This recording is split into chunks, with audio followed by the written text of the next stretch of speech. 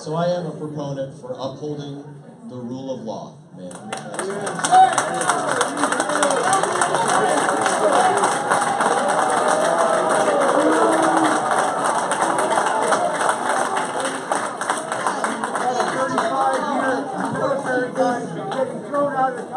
I've heard you talk about government accountability and transparency. That's one of us. That's one of you, one of me, and one of these idiots here. The town hall. What I want to know, on the eve of your swearing in to the House of Representatives, the GOP, behind closed doors in their conference meeting, tried to get rid of an independent ethics review board. And I want to know how you can claim that you're looking for government accountability and transparency when they tried to put that, they didn't try to get rid of it. We all know they didn't try to get rid of it. They tried to gut it. And they tried to put it under the partisan House Ethics Committee. They couldn't do anything unless the House Ethics Committee signed off on it.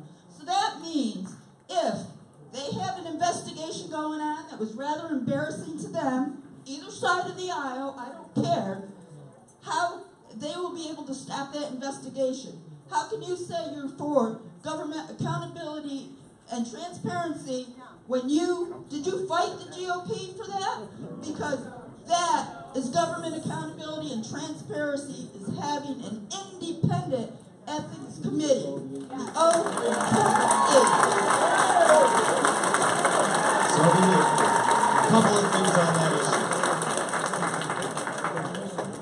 That was a behind closed doors vote, but I'll tell you how I voted on it anyways, because I think it is important that whatever the question is, I answer it. Like I said, even if we don't agree, I'm going to answer it. I didn't vote in favor of that, but I did go out there and say very specifically, I am empathetic to why people wanted that, and the reason people wanted that was because there were continual investigations of which people could make accusations, but never have to say who the accuser was, and there was a lot of very baseless accusations that were made. So I am empathetic to why it existed.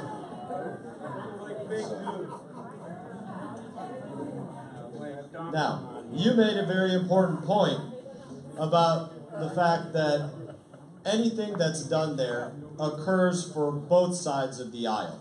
This is something that wouldn't simply affect one side of the aisle, it affects both sides of the aisle. Power changes throughout Congress and the Senate and the presidency inevitably throughout time, and this is something that would affect all sides, but as I said, I gave you my answer. I, in fact, did not vote for that despite being empathetic for it. It was a behind closed doors vote. So. What else can I do? I don't know where the microphone is, I'm sorry. Hello, in the back. Okay, I'm sorry. I got you now. All right, Philip from Stewart. How you doing, sir? Are you going to sign on to co-sponsor H.R. 1059, which is the Russian Sanctions Review Act of 2017? So, let me give you a piece on this. I don't sign on to anything without reading it. And if it's a good act, I will absolutely sign on to it. It's not one that's been brought before me yet, so if you'll give me about 1 minute to explain literally how the things work up there. Every one of the 435 representatives can bring forth one piece of legislation or 100 pieces of legislation if they want to. You don't necessarily see all of them until somebody comes to you and says, hey, Brian, I have this bill, would you take a look at it? And this is well in advance of it coming to the floor. But now that we have the number of it, I will take a look at it, and I will make sure that if you give Stephen your information, we let you know how it is that I determine I see it as a good piece of legislation. So if you give him your information, we'll get you an answer on that once I get to see it. So. Rubio is signed on in the Senate version, and Remy has signed on from the 17th House. And I suspect there's things that Senator Rubio will sign on to that I won't, and vice versa. But we'll take a look at it, sir, and we'll get you an answer. So, they got the microphone. They're bringing. I suspect they'll bring it back up here too. So just so you know. I'm sorry, somebody's got the microphone. I was about to give it to you, but I got time, sir. Hello, Congressman. Yes, ma'am. My name is Kate. I'm from Jupiter, Florida. First of all, let me start with saying thank you for your service to our country. We do appreciate it. Thank you, ma'am. I would like to try and just take a second to cut through the rhetoric. about the Affordable Care Act and tell you just a tiny little bit about my family. We are a family of 5. My 3 children and I are here today. My husband and I work 4 jobs to pay our bills. We're homeowners. We both work a 40-hour week for a small business company, and we have a 20-hour week part-time job. And we take turns taking care of our children. We can't afford any child care. So he works nights and I work days. Okay? We haven't had health insurance in 3 years. And we have it now because of the Affordable Care Act.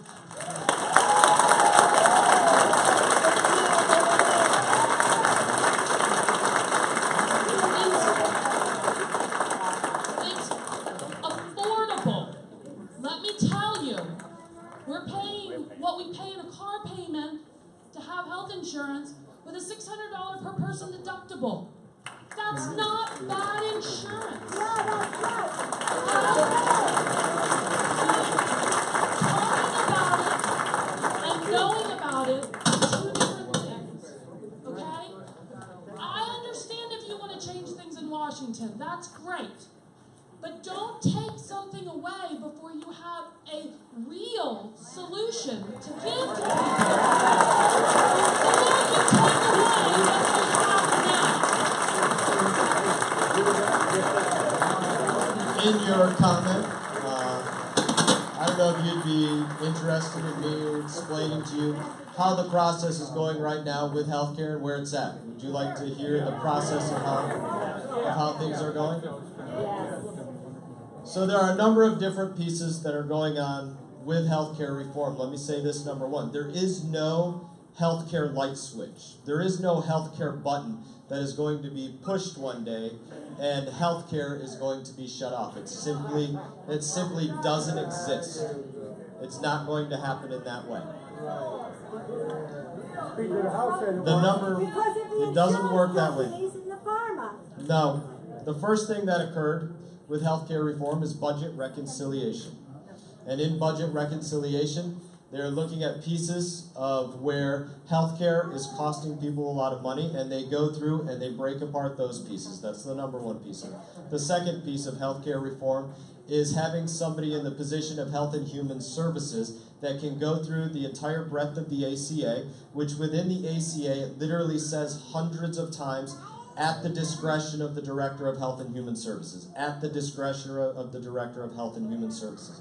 The new Director of Health and Human Services, former Congressman Tom Price, is going through each of those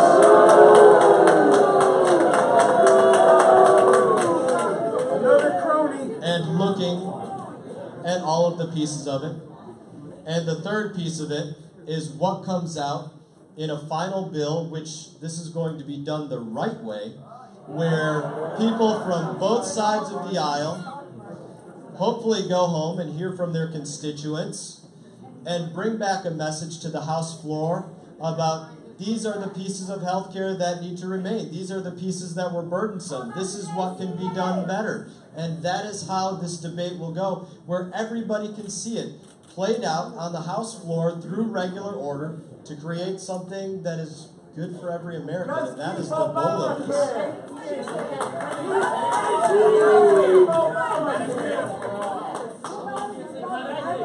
Yes, my name is Angela. So that is a little bit about how that process is going.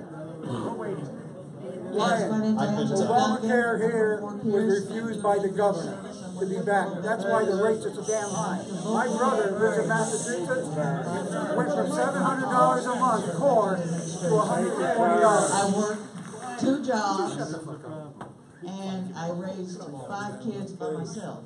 I have 6 of them. Ma'am, if you could start your question completely over. I'm sorry, I couldn't hear a word you were saying. And I'm a fellow veteran, so thank you for your service. I work 2 jobs, and I'm going to school thanks for Veterans Administration, the Voc Rehab program. I came here today because the counselors at the Voc Rehab do not get back in contact with you. Now, there's certain entitlements that I have being in the program that I would not receive, even though I'm a disabled veteran. I have to be at a certain percentage, which I know you are aware of, being a veteran yourself, such as dental. But for 2.5 years, she has sent a referral. I've emailed you, and I've been waiting for an answer, so I decided to come and see you in person to see if I can get some assistance, just to get a letter of referral to go see the dentist. Absolutely. Well, thank you for coming to see me, number one. I appreciate that. And thank you for taking the time to write into me. You have my director of the entire district, my deputy chief of staff here, directly next to you. Please give him all of your information, and so that we can get all of the information that we need for you. This is one of the things that we have to do with any veterans casework, and this is actually some legislation that we worked on recently. We have to go through a very lengthy process, unfortunately, to get access to any of your records as veterans so that we can actually look and see what is going on and follow the paper trail and things like that. And one of the bills that we recently passed was essentially a fast-track system where if you come into the office of your congressman, you can sign a waiver and essentially give us immediate access to your files so we can expedite such a system and hopefully get you better, more accountable care for your issues. Congressman Mast, Yes, you are a Derek, congressman. I have to Yes, sir. apologize. My commander-in-chief is waiting and I have to leave. Ladies and gentlemen, look at yourselves. Where is military courtesy? Where is your self-respect and dignity?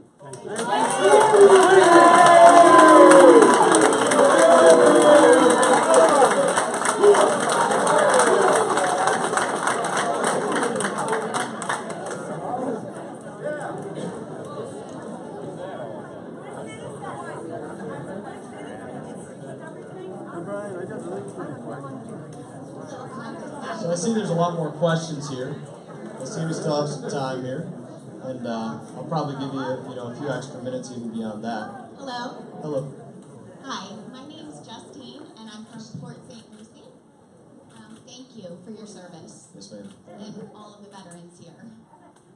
My question is, do you support U.S. taxpayers paying up front to build the wall? The $26 million wall? And that is a yes or no.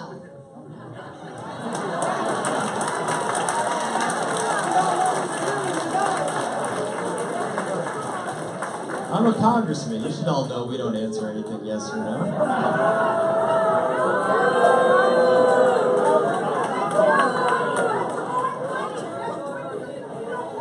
So let's talk about the wall for a minute.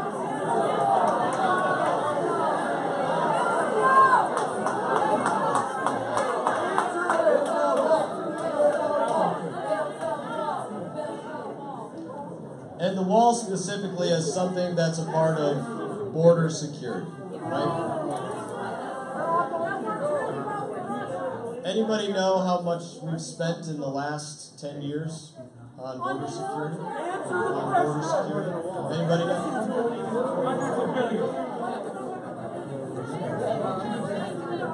We spent about $11 billion a year. $11 billion a year on border security.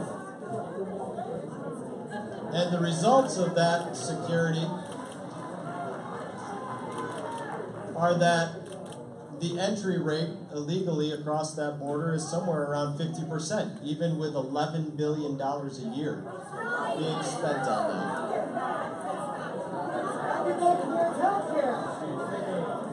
Answer the question. So, number one, a wall has my support on the southern border.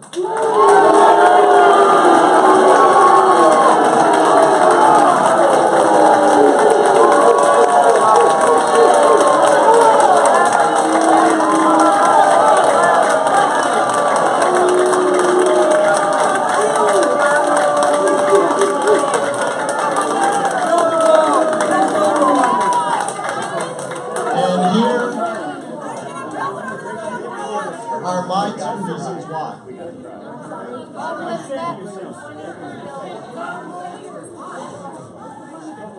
So here are the two reasons why I come to that conclusion specifically. As I said, I always try to explain to people how it is that I come to conclusions. It's not simply by accident. So when you look at that number of roughly $11 million a year being spent on a very ineffective border security, it is actually a dollar-saving measure to go out there and build something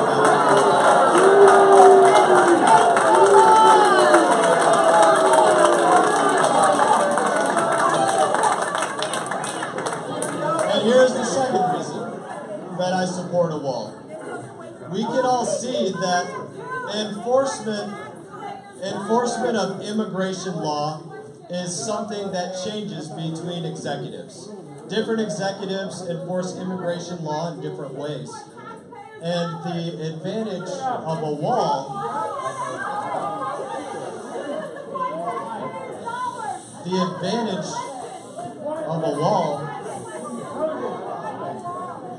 is that it doesn't discriminate against anybody. It enforces the law in the exact same way.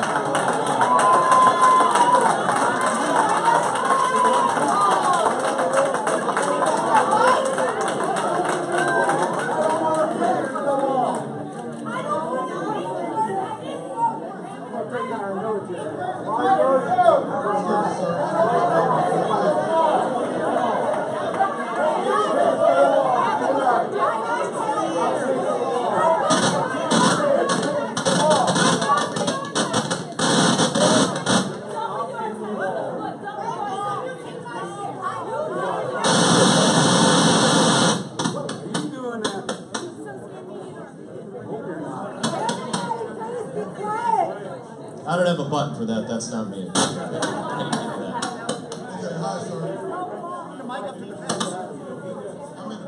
This one still has battery. I don't know about that. I'll give you the next one, sir. Okay? Microphone is...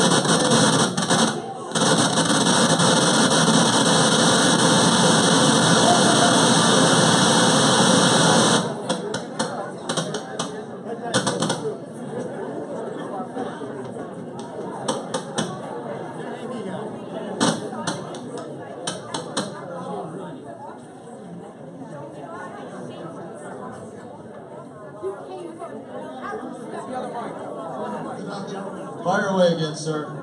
Try again.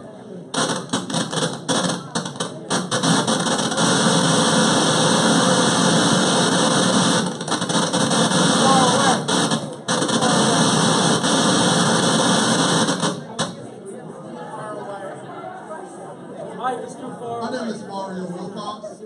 I'm a resident of Oakland.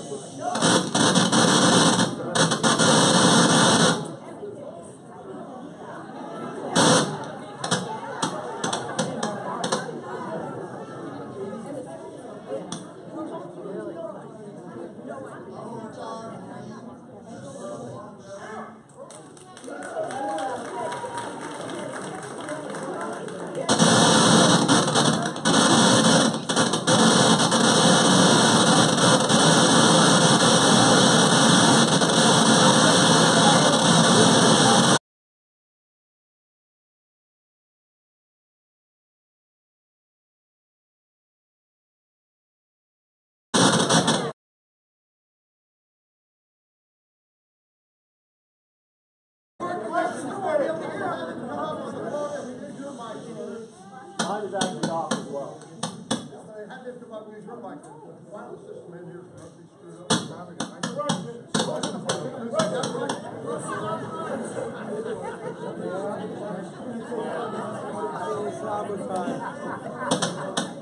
Good job. Good job. Keep it up. We'll give you a few more minutes. Don't worry about that.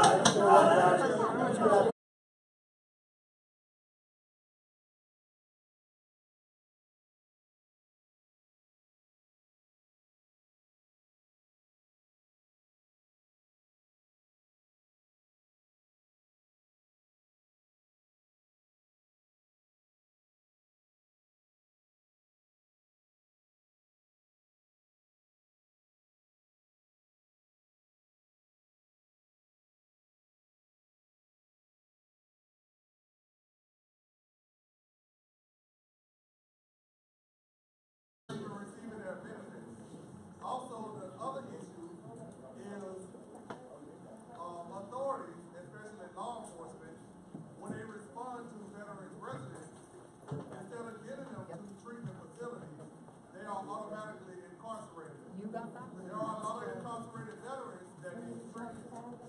What are your positions on that, sir?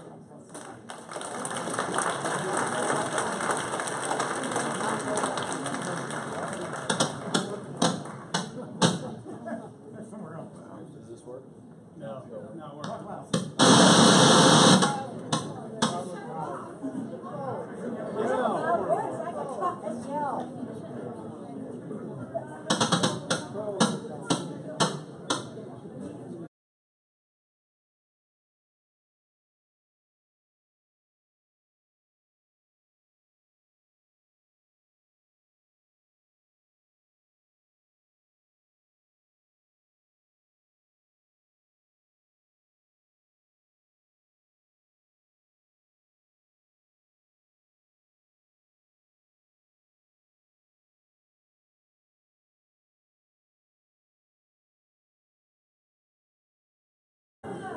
Alright. Congressman, he has a big foot. You don't need a mic.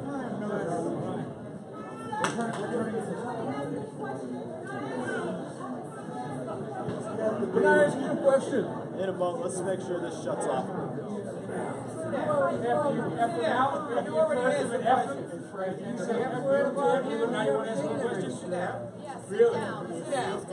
Sir? Come and give me the right to this guy.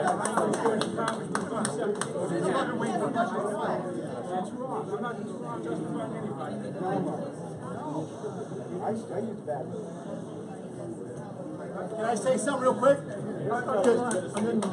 You're I just want to say thank you. I just want to. All right. I don't have a question. I just want to say thank you.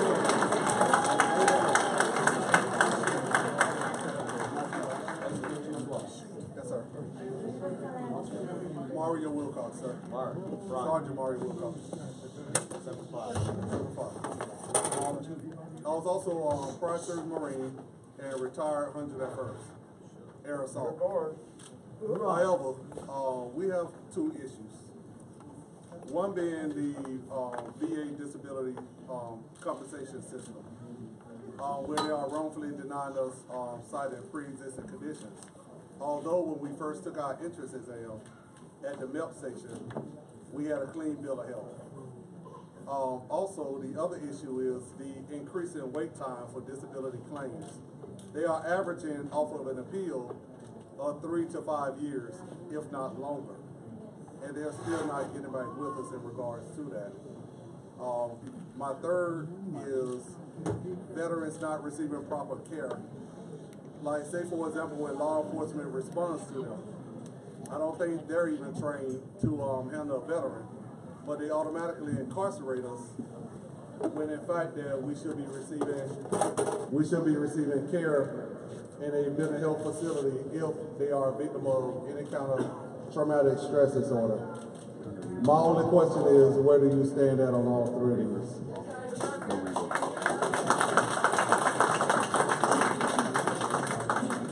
Now we sound like we're in a great hall. You're good. So, thank you for your question, sir. You asked a number of very pressing issues as it pertains to veterans. And the reality is, these are all problems that I see day to day. I see it with friends that I have personally.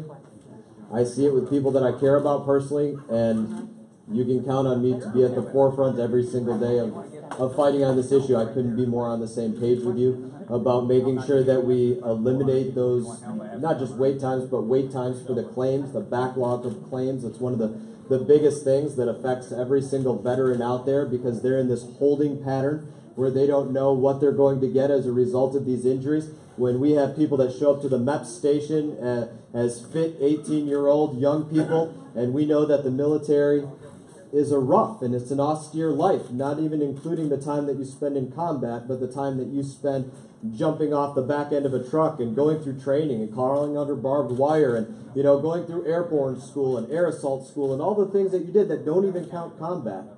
Yeah, those are things that are very arduous and rigorous on your body. It's not like going to work in any other office.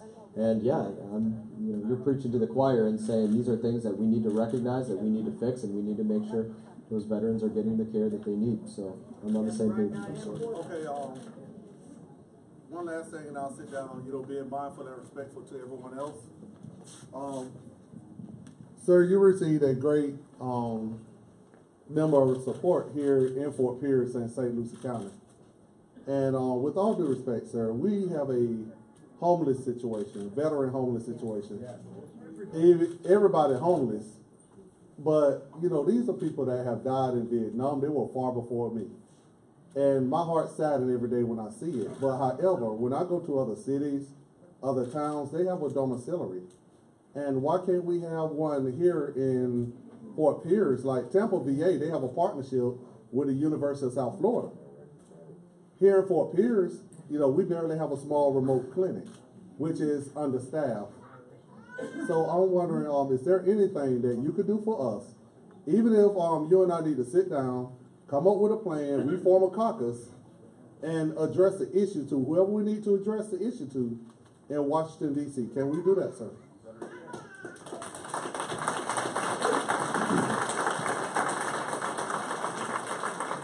So I think this is your same question that you had as well, correct, sir? Yeah. I don't know a better way to put this, but it literally breaks my heart every single time I hear this. I will do everything humanly possible to work on getting our veterans off of the street, to work on getting them into places that they have the care that they need so that they can have productive and fruitful and well-fulfilled lives. There's nothing that I want more for any one of our peers from World War II, Korea, Vietnam, Panama, Grenada, Bosnia, Kosovo, Somalia, Gulf War, Iraq, Afghanistan, wherever somebody served, and all places in between. There's nothing I want more than to make sure that happens.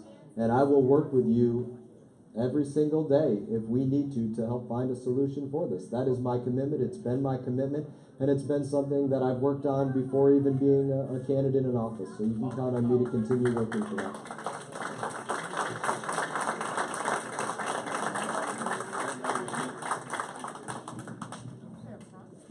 So we're going to move to have a line, unfortunately, until the county is working on the system. Not everybody run at once. Can I touch on it?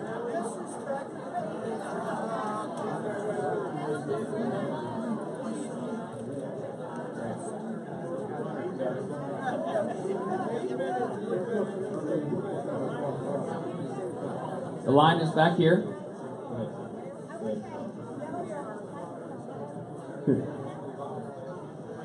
Okay. Good afternoon, Congressman Mast. I've known you since you started to run.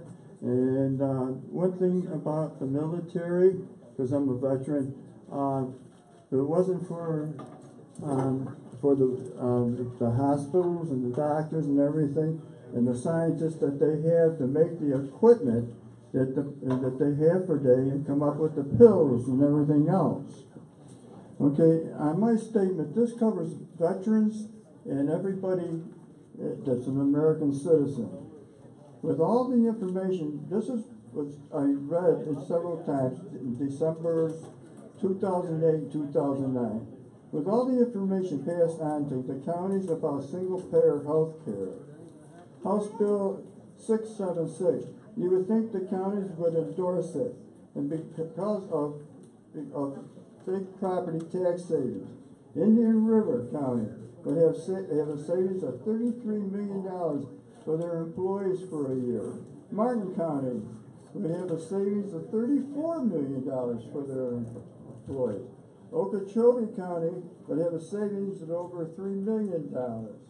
Palm Beach County would have a savings of $450 million for their employees, and a savings of approximately $1 billion for the state of Florida. An example, the city of Albany, New York, has just endorsed H.R. 676. Their 2008 exemptions were approximately $71.5 million for 1,420 employees. FLCA is $5.4 million. Healthcare insurance is $24.4 million. FHS is reached at 4.5 or 3.22, and so a savings of $21.1 million. I'm going to ask this is the question. When will the residents, when will everybody get together and endorse a program that's been in Congress for 20 years, but they fight about it on each side, and the health industries are as crooked as can be and paying off everybody. This is the only program that is worth going for, single payer.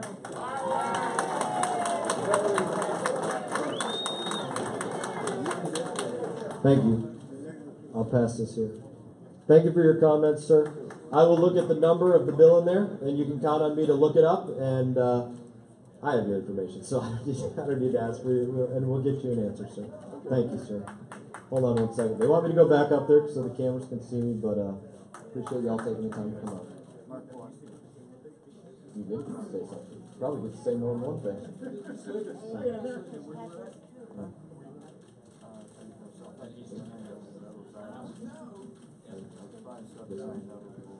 First of all, I want to thank you for having the courage to come out and listen to all constituents. You don't have to ask where's Brian. We're here. I appreciate that.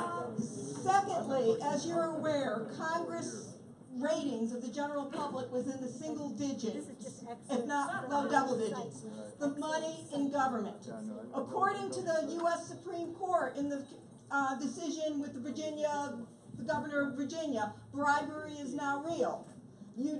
Congress just passed where they're giving money, oil companies or whatever to other, but you don't have to account for it. Will you make a vow, as Bernie Sanders did, when you're up for re-election, that you will not take from a super PAC or big money, that you will be the voice and take contributions just from the people? So thank you for your question.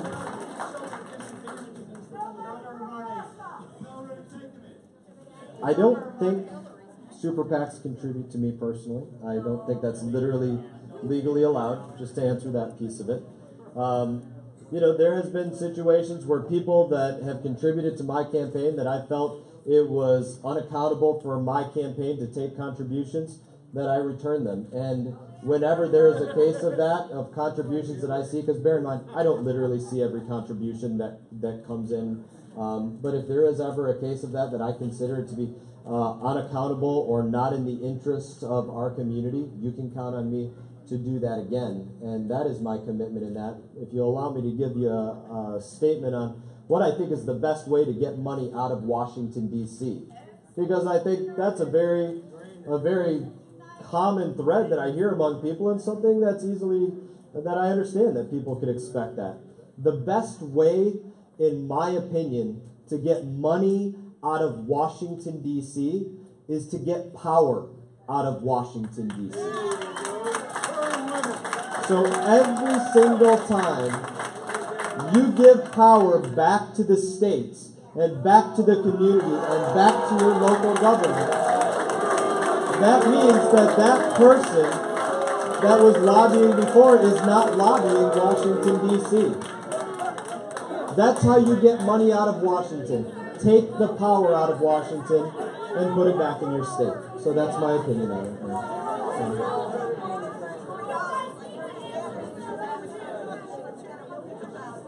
I don't think he took less than that. Hi, my name is Scott Van Duzer, and I don't think there has been anyone in St. Lucie County that worked harder for Randy Perkins than myself. Patrick Murphy came and I met Randy.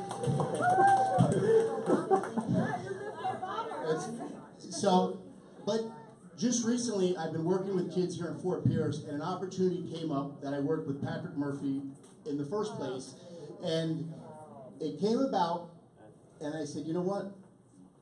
Congressman Mast is all of ours congressman. And I said, let me reach out to him. I'd love to include him. And you knew where I didn't meet you, but I apologize. I met Randy first. And I said, listen, you may hang the phone up on me, but I'm reaching my hand out. And I said, I would love to help the kids here in Fort Pierce. And just the kind of man that he is, took my call. We talked for about 40 minutes. And he's in a video for the kids here in Fort Pierce on a grant. Hopefully we're going to bring $100,000 back to St. Lucie County. I just wanted to come, and like I said, let the fighting be over, I reached my hand out and I said, listen, man, let's make a difference for our community. And he was here for us. So give the man a chance and let's make a difference together. Thank you. Thank you very much.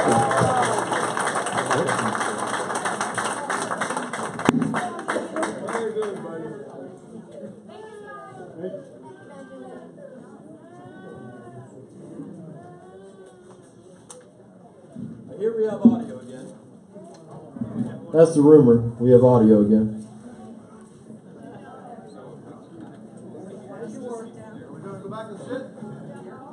No, you can certainly keep the line, sir. I think that's a very democratic way to do it. Congressman, my name is Walter Postula. I'm from Stewart. I have a yes or no question for you. Sir, do you agree to support current Social Security, Medicare, and Medicaid law as it stands now for all of our citizens and not dilute or privatize any of those programs and you better believe it. And not reduce funding for seniors or people that are about to be seniors? And I agree, and the conversation isn't just about reduce, but, here's a conversation that layers with veterans as well. And the way this conversation layers within veterans is that any veteran that receives a retirement is probably well aware of the lack of the retirement benefit keeping up with the cost of living. And this is something that affects anybody on a fixed income, whether it's a veteran's retirement, whether it's a Social Security check. It affects everybody, and I am here to fight to make sure that this continues and that hopefully we get people what they need to keep up with the cost of living. So that was a yes. I think I said yes. Might have got drowned out, but I did say yes. Okay. I'll take this one in a second. We'll go with who has the microphone first here. Yes, ma'am. Congressman, thank you for hosting us, for your service, and for taking my question. My name is Melissa. I am from Stewart. Veterans issues are very important to me. I come from a long line of veterans. My grandfather served in World War II. My dad served in Vietnam, and I served in 9/11. My question is very important for our future veterans. The White House has appointed Steve Bannon as permanent member of the National Security Council. And I know we had the same job in the Navy. We were both service warfare officers, and I know that job, along with all the jobs he's had since then, do not qualify him for the kind of decisions that we are entrusting him to make in that position.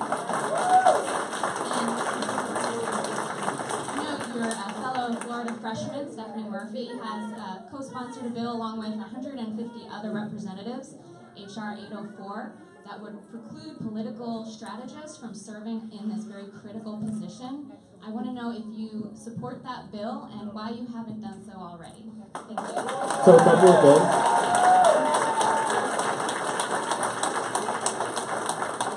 The National Security Council is incredibly serious to me. I got to serve in high level of special operations, and this is something that I speak about on the forefront of also.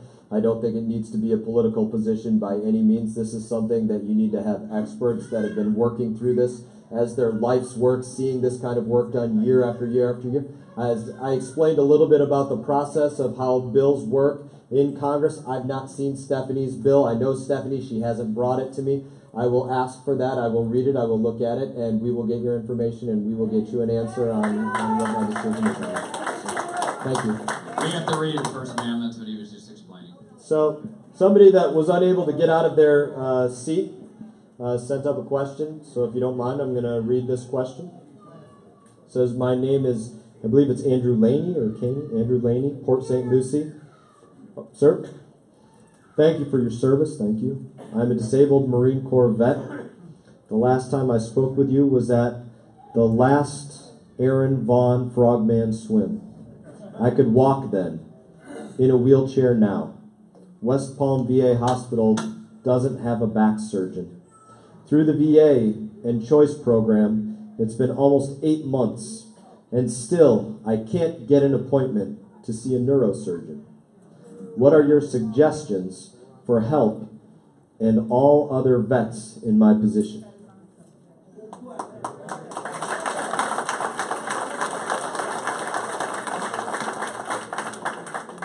Sir, my suggestion for help in that position is exactly what you're doing right now. Reach out to me. Reach out to my office. Let us know the issue that we're having. Let us know what you need from us and the best way to help. And this goes for any issues out there, but including veterans issues. This is one of those places where that act that I spoke about already, where we are giving congressmen quicker access to getting the records of veterans so that we can help with these situations because it's difficult to do so without their records. That's where this very specifically comes into play. That's where it very specifically comes into play that I'm making the request to the Department of Veterans Affairs, give me an office space on the VA campus so that when our veterans have issues like this, they can find their way more expeditiously to my office so that we can be helpful. So, Alex. I had surgery March 29th. Since then, all of the participating neurosurgeons have dropped out of the choice program, apparently because they can't get paid. Part of the reason I'm waiting 8 months. One of the issues, and this is an important thing to bring up here, he's talked about some of the less than success that the choice program has had. There have been major issues with the doctors receiving payment that are participating in the choice program, and this is something that is absolutely unacceptable when we're having a program that's trying to give veterans choice and access to better care. That has to be exactly what we give them, not a system that gives somebody hope and then allows them to fall through the crack. And you can count on me to work on this, sir. It's something that I care very deeply about, the choice program, getting veterans access to hopefully even greater choice so you can go be seen, not just in a timely way, but exactly where it is that you want to be seen from a doctor that you trust. And that's what I think you deserve, sir. You're up, ma'am. Hi, Brian. I've been trying to reach you 3 different medias. Want to give me a handshake? I will after. All right, I'll take a handshake out. My name is Sharon McMullen Levine. I'm married to a gentleman, Richard Levine, who did 22 years in the Navy Combat Search and Rescue. He has been given Purple Hearts and a variety of different awards. We have TRICARE for Life, as well as Medicare. Now, I haven't heard anyone ask about the TRICARE for Life. If this, the Affordable Care Act, if that gets squished, that's going to affect the Medicare part of our TRICARE for Life. And TRICARE for Life will only pay what Medicare will pay for. Outside of what Medicare will pay for, TRICARE for Life will not cover. My question, I have 2 questions for you. My question is, if this Affordable Care Act gets squished, what's going to happen with TRICARE for Life? It's my husband this past year. Don't say nothing. I'm on it. Nothing happened. It hasn't happened yet, sir. So our fear is what's going to happen to our TRICARE for Life, because in the past year my husband's gone through stage 4 cancer, a heart attack, and a full body infection of blood. We have gone through terrible health issues, all related to his service in the military. Without TRICARE for Life, he'd be dead today. My second thing is I want to let you know the 10th floor of the VA is empty. Thank you. That's good to know. Said the 10th floor of the VA is empty. That's good to know. Sounds like a great place for an office. So let me address, that was something that hadn't been brought up yet. What's going on with TRICARE? There are issues with TRICARE, not just in the area with people having specific problems, but also with the problem that in the Treasure Coast here, we have some of the least access to TRICARE really out of anywhere in the country. This affects my family very personally. As I said, I use VA care, but my wife and my children utilize TRICARE, and they can't get a doctor's appointment pretty much within the Treasure Coast. There might be 1, maybe 2 doctors within the entire Treasure Coast to utilize their TRICARE. That's a major issue. Now, one of the other pieces that you brought up about TRICARE is the fact that you have Medicare as well. And the way that TRICARE works, it's Humana Military. If you don't know that, TRICARE is essentially Humana Military. And the way that works, as with any insurance company, if you have the ability to have Medicare, then you are forced to use Medicare first and as your primary, and not the other insurance as your primary. They say we're going to be your secondary. And that's the way TRICARE works as well. I don't think it should be that way at all to begin with. If you are given the opportunity to have TRICARE, you shouldn't be forced to utilize Medicare first, because I know in addition to that, you're forced to pay something that you wouldn't otherwise have to even pay. And for anybody that's on a fixed income, to have your fixed income cut into at the tune of $100 a month or something like that, that's a lot of money to many people. And yeah, I think there needs to be a lot of adjustment there, man. So I hope that answers your question. You forgot to give me a handshake, by the way. Yes, ma'am. Ma'am? Hi, my name is Paula Smith, and I'm from Stuart, Florida. And thank you for having this town hall. Yes, ma'am. Appreciate it. I'm also a veteran. I'm an Air Force nurse, and I served in that capacity for 20 years, active duty and reserve. And I know how complex the healthcare issue is, and I can tell by all the questions how complex it is. I utilize the VA system as well, and for my outpatient needs, it's okay, but it does kind of concern me, you know, if there's anything more serious to happen for not only myself but for all the other veterans out there. And I have a personal situation with my granddaughter. She's 3 years old. She was born severely premature. She was only 24 weeks when she was born. And we didn't know if she would live, and she did. And we're very grateful for that. And they were in the marketplace. Their insurance was through the ACA. And fortunately, it helped with the $1 million cap. It helped also with pre-existing conditions up till now. And it is scary. Like you say, there's not going to be a switch going off and on. But that's the message that I think people are getting from Congress and from people in the legislature, that it's just we're gonna get rid of it and that's it. Her life is dependent upon ACA. It's dependent upon it. And she has a tumor behind her eye, and now she has to have treatment that they have to pay out of pocket for, because it's not covered by insurance. But what is covered by insurance is a godsend.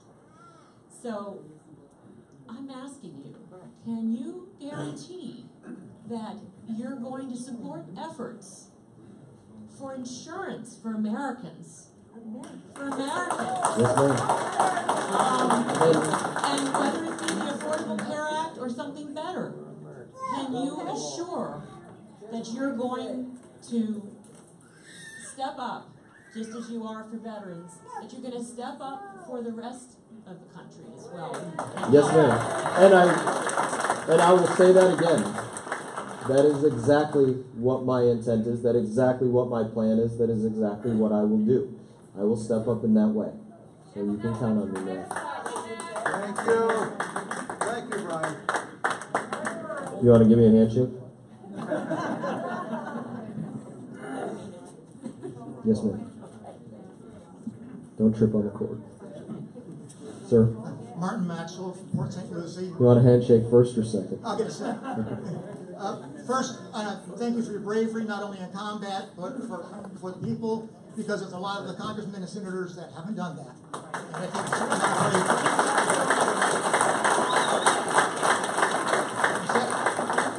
I got one short question that you should just something to go back with, and another one that's very personal. First one deals with TRICARE, as you were talking about. I received TRICARE Prime. I'm a retiree, 22 years, like a lot of veterans. I don't use the VA because I think that I want the VA to be able to be for the veterans that need it. I have insurance that I'm supposed to get from DOD. 3 years ago, they took my Prime away. I tried to Vero to get it. Congress was smart. It wasn't Congress. It was the Department of Defense. Congress passed in the bill something that those who had it already were supposed to be grandfathered. DOD got sneaky and made it so it couldn't happen. Please go back and check that out, because I shouldn't have to drive to Vero to see a doctor. The second one is very personal.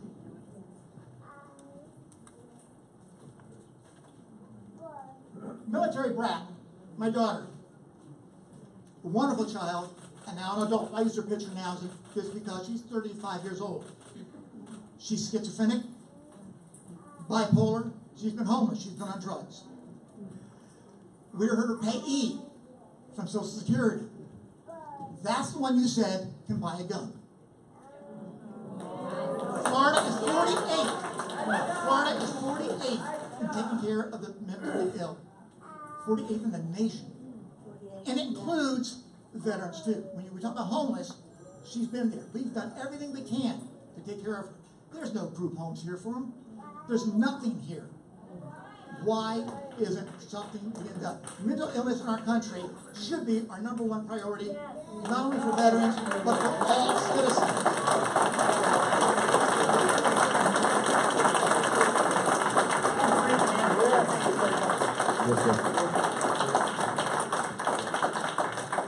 Mental illness is something that I have done a good amount of work in that realm. Let's hope that doesn't start happening again.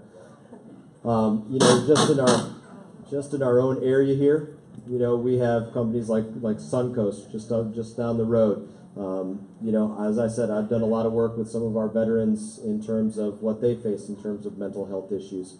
One of the things that I see as one of the great provisions of the ACA is that it covers access to mental health, and that's one of those things that I am a big proponent for saying what other health care looks like in the future. We need to have availability for mental health coverage, and I can tell you that in that way you're going to see me pushing for the access to mental health coverage in a very big way, sir.